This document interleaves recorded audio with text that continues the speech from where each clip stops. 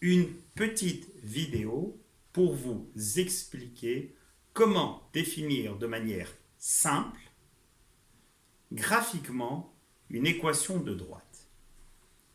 Mais avant de vous expliquer comment faire, on va déjà rappeler ce que l'on désigne comme étant la droite AB et par la suite ce que l'on appelle une équation de droite. Alors, donc par définition, la droite AB, depuis votre plus jeune âge, vous avez entendu parler de la droite D, la droite AB, mais combien parmi vous sont capables d'en donner une définition?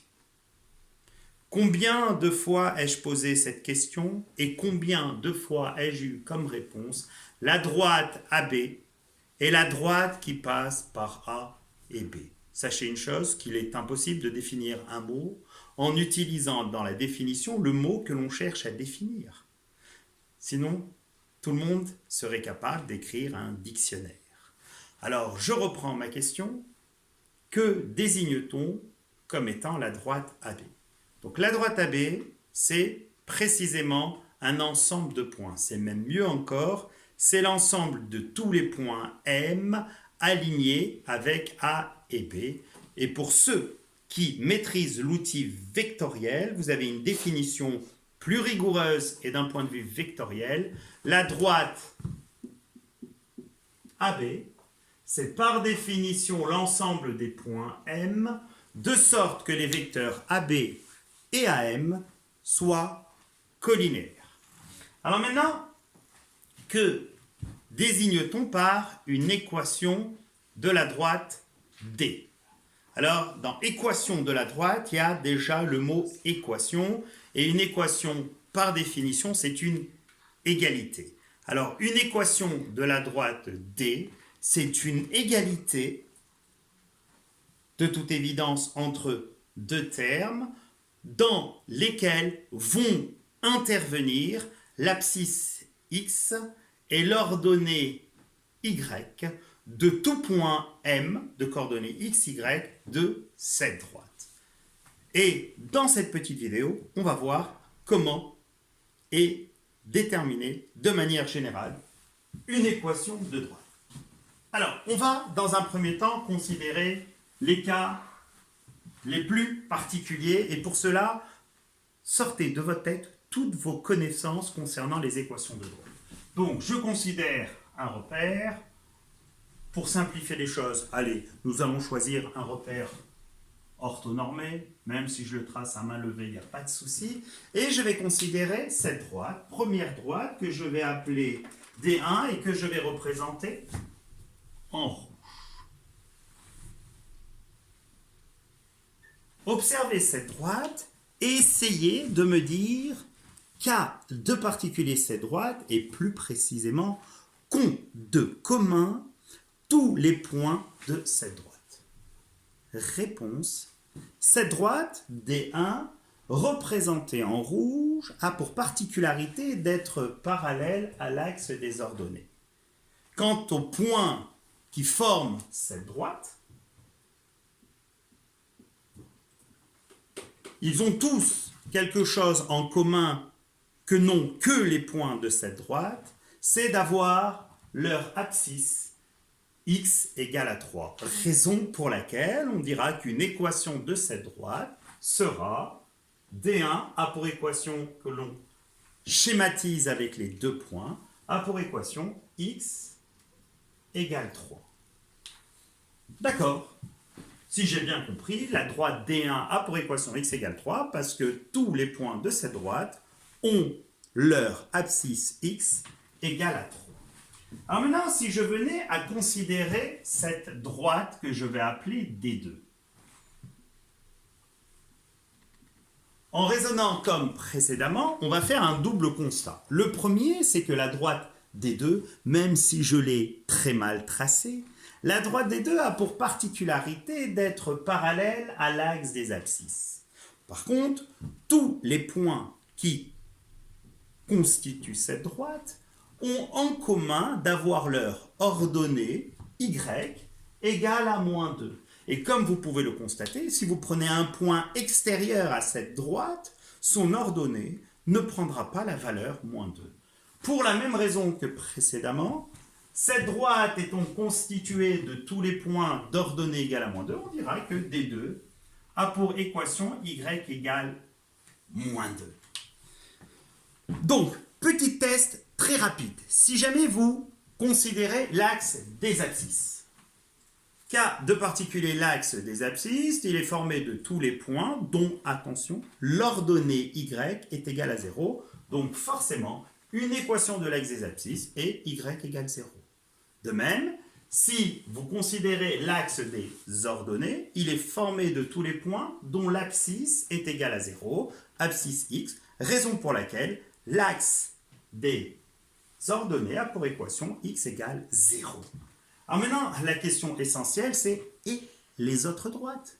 Celles qui ne sont parallèles à aucun des deux axes.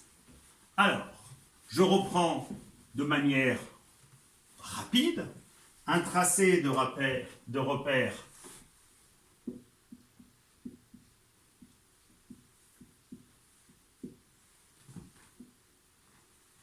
orthonormé, et je vais tracer une droite, comme vous allez le constater, très particulière. Parce que mon objectif n'étant pas de vous donner directement la méthode, mais d'essayer de la deviner. Alors maintenant, cette droite que je vais appeler D3, comme vous pouvez le constater, elle a une double particularité. La première, déjà, elle passe par le centre du repère. Et d'autre part, si vous venez à considérer des points de cette droite, peu importe lesquels, allez, prenons celui-ci. Celui-ci a pour coordonnées 1, moins 1. Quel est le constat que vous pouvez faire? C'est que l'abscisse et l'ordonnée sont opposées. Si vous venez à prendre celui-ci, ses coordonnées sont 2, moins 2. Celui-là, moins 1, 1. Celui-là, pi, moins pi. Celui-là, racine carrée de 2, moins racine carrée de 2. Et de manière générale, si vous venez à considérer un point ici, si l'abscisse est égale à x, l'ordonnée y est égale à moins x. Et de ce fait, une équation de la droite des 3 sera tout simplement y égale à moins x. Cette droite étant constituée de tous les points dont l'ordonnée est opposée à l'abscisse. Alors maintenant, on va représenter une droite. Et je vais vous expliquer comment rapidement et d'un point de vue graphique, on fait pour déterminer une équation de cette droite.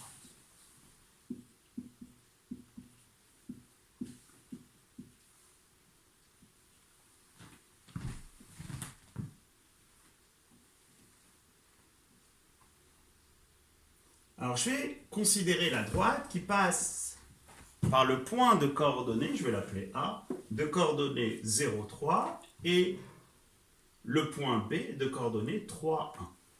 Donc, je vais tracer cette droite.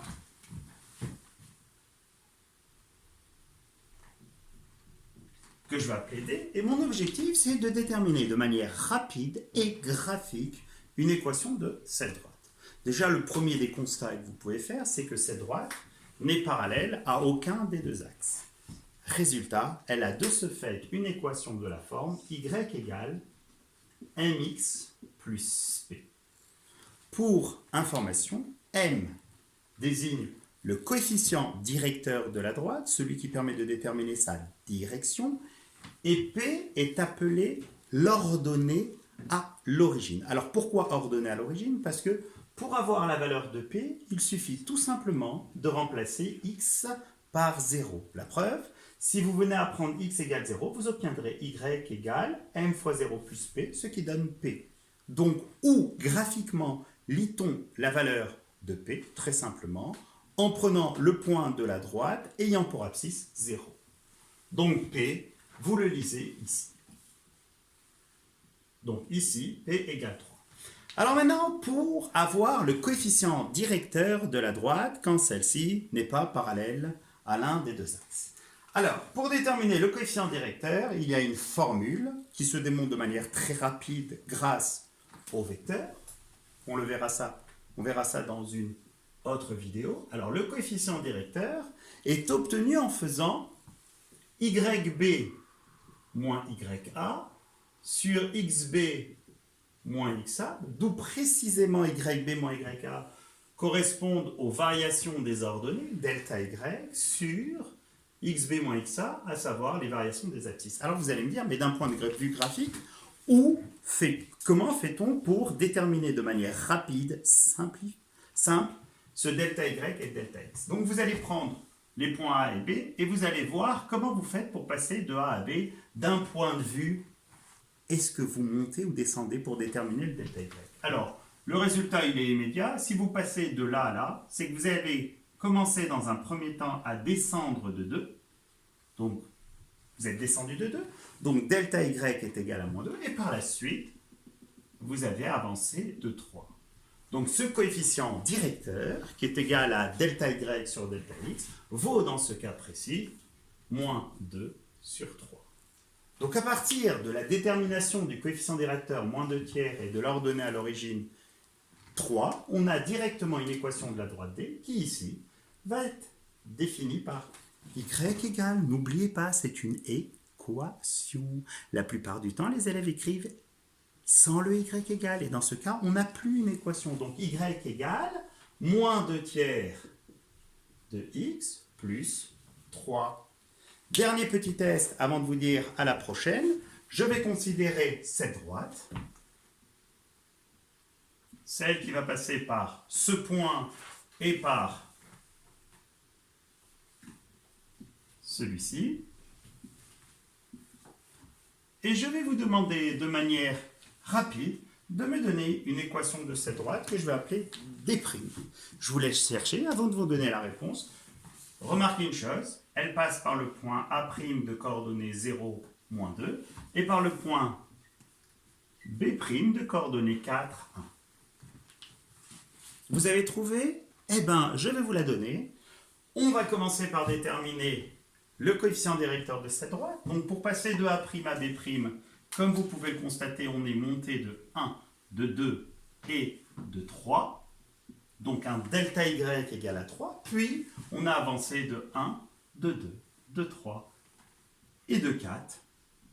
Donc, un delta X de 4, ce qui fait que le coefficient directeur de la droite D', que je vais appeler M', est égal à 3 quarts. Maintenant, pour l'ordonnée à l'origine, très simple, on se positionne au point d'abscisse 0 de la droite D', et on voit que son ordonnée est égale à moins 2. Donc P' égale moins 2. De manière immédiate, on aura alors que D' a pour équation Y égale, toujours ce Y égale, 3 quarts de X moins 2. Donc, dernier petit point que vous avez dû remarquer. En conclusion, si la droite n'est ni parallèle à l'axe des abscisses, ni à celle des ordonnées, alors forcément, elle a une équation qui se ramène à y égale mx plus p. Ce type d'équation est appelé équation réduite. M est le coefficient directeur, p l'ordonnée à l'origine.